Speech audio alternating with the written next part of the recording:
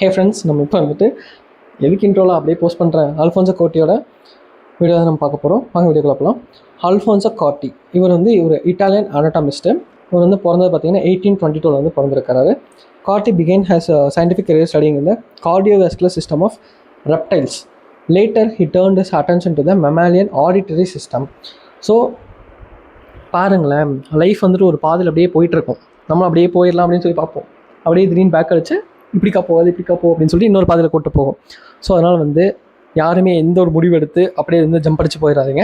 There is always a second chance, there is always a second life, there is always a second hope. So அதனால் வந்துட்டு கொஞ்சம் wait பண்ணுங்கள். Okay fine.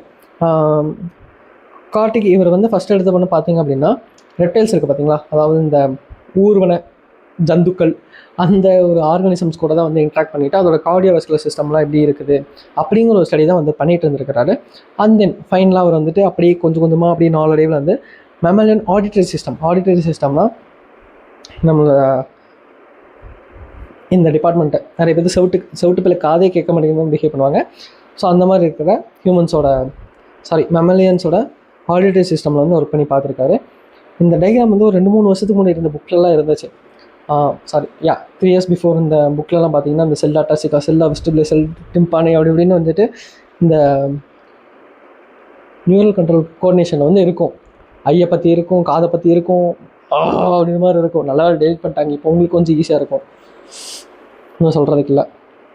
Then in 1951 he published a paper describing a structure located on the basilar membrane of the cloaca containing hair cells that convert a sound vibration into a nerve impulses to the organ of cortici. இந்த organ of கார்டிகை தான் வந்து இங்கே mention பண்ணியிருக்கேன். பாருங்கள் எவ்வளோ ஃபேன்சியான வருஷத்தில் செத்து போயிருக்காரு. 1888 வந்து அவர் வந்து இறந்து போயிட்டார். இப்போ இங்கே வந்து ஒரு விஷயம் கொடுத்துருக்கான் பார்த்தீங்களா, ஆர்கன் ஆஃப் கார்டிகை, வைப்ரேஷன்ஸு இதெல்லாம் சொல்லியிருக்காங்களே. இது வந்து நான் கொஞ்சம் சிம்பிளாக உங்களுக்கு வந்து புரியுற மாதிரி சொல்கிறேன். இப்போது இதுதான் வந்து இந்த ஆர்கன் ஆஃப் கார்டிகை, இந்த ஸ்காலா மீடியா, ஸ்காலா வெஸ்டிபுலை, ஸ்காலா டிம்பானி இதெல்லாம் இருக்குல்ல. இப்போ நீங்கள் ஒன்று புரிஞ்சுக்கோங்க, உங்கள் காதுக்குள்ளே வந்து வைப்ரேஷன்ஸ் போகுது, ஜஸ்ட் லைக் சவுண்ட் வேஸ் போகுது. உங்கள் இயர் ட்ரம் போய் வந்து பீட் பண்ணுது. அந்த சவுண்ட் வைப்ரேஷன்ஸ் இருக்குது பார்த்தீங்களா, அந்த மாதிரி வைப்ரேஷன்ஸ்லாம் போய் எங்கே போய் இது பண்ணோம் அப்படின்னா இங்கே வந்து ஃப்ளூயிட் மெம்பரன்ஸ் மாதிரி உங்களோட இயருக்குள்ளே ரொம்ப டீப்பாக புரியல, ஜஸ்ட் உங்களுக்கு ஃபீல் குடாக கான்செப்ட் நான் சொல்கிறேன் கேட்டுக்கோங்க. உங்கள் காது இருக்குது, இந்த காதுக்குள்ளே நீங்கள் பார்த்தீங்க அப்படின்னா ஹேர்ஸ் இருக்கும், மைன்யூட்டான ஹேர் லெவலில் இருக்கிற அந்த மாதிரி ஒரு இது இப்படி இப்படி நட்டு நிற்கிறதுல நிற்கும். அது பார்த்தீங்க அப்படின்னா ஃப்ளூயிடு வந்து காதுக்குள்ளே இருக்கும். அண்ட் தென் உங்கள் காதுக்குள்ளே இந்த வைப்ரேஷன் போகுது. வைப்ரேஷன்ஸ் போகிறப்போ அந்த வைப்ரேஷன்ஸ் போய் இந்த ஹேரோட இன்ட்ராக்ட் பண்ணும். அந்த ஹேர் வந்து அந்த பேஸ்லர் மெம்பரைன்ஸோட போய் அப்படியே மிக்ஸ்அப் ஆகி இன்ட்ராக்ட் பண்ணும். அந்த சிக்னல்ஸ் போய் பிரெயினுக்கு சென்ட் பண்ணும்.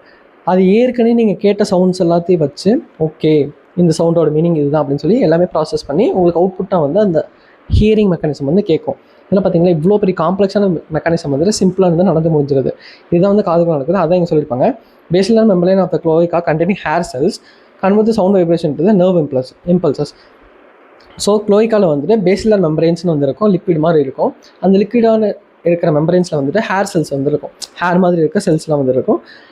அந்த செல்ஸில் போய் நம்மளோட சவுண்ட் வைப்ரேஷன்ஸில் போய் டம்மு அப்படி அட்டாக் பண்ணும்.